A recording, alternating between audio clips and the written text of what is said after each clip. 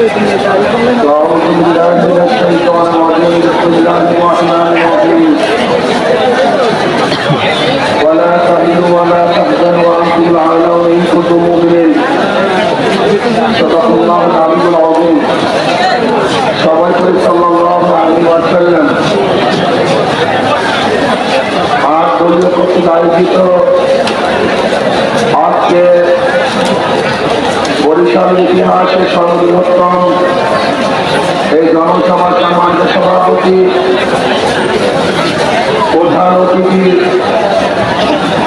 নেতৃবৃন্দ সকল স্তরের প্রান্তীয় দেশপ্রিয় যারা আমার আজকে সমাবেশ প্রদান করেছে আগামী সংসদের ইসলামের সংসদ আজকে সমাবেশ প্রদান করেছে বিগত দিনের যত বন্দোবস্ত ছিল সব মানুষ ভুলে গিয়ে নতুন এক সমাজের অপেক্ষা আছে। সেই সমাজ ইসলামের সমাজ, কোরআন ও সুন্নাহর বিধান, কোরআন ও সুন্নাহর আইন বাংলাদেশে প্রতিষ্ঠিত হবে। কোরআন ও সুন্নাহর আইন প্রতিষ্ঠিত হলে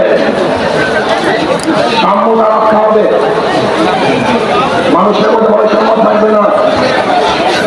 বাংলাদেশের একজন মানুষের ক্ষুধার্তহীন থাকবে না, বাংলাদেশের মানুষ অর্থহীন থাকবে না, আমার বাংলাদেশের কোনো মানুষ জেলহীন থাকবে না।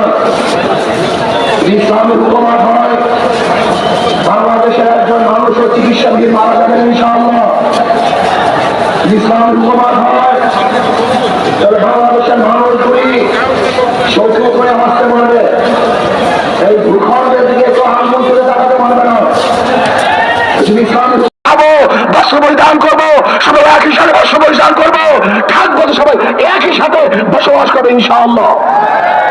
ইসলাম হুকুমত হয়, আমি সেই দিন অপেক্ষা আছি যেই দিন দেখবো আমাদের বাংলাদেশের প্রত্যেকটা নাগরিক দরিদ্র সীমার উপরে চলে গেছে।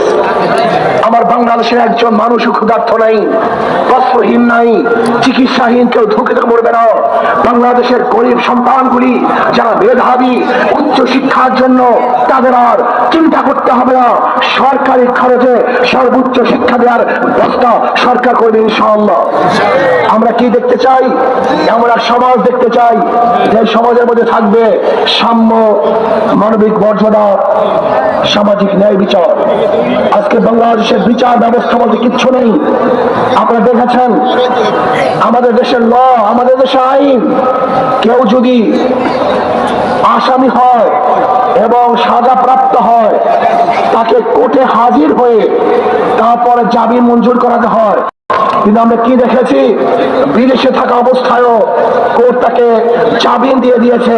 এরকম আইন বাংলাদেশের আছে বলে আমার জানা নেই।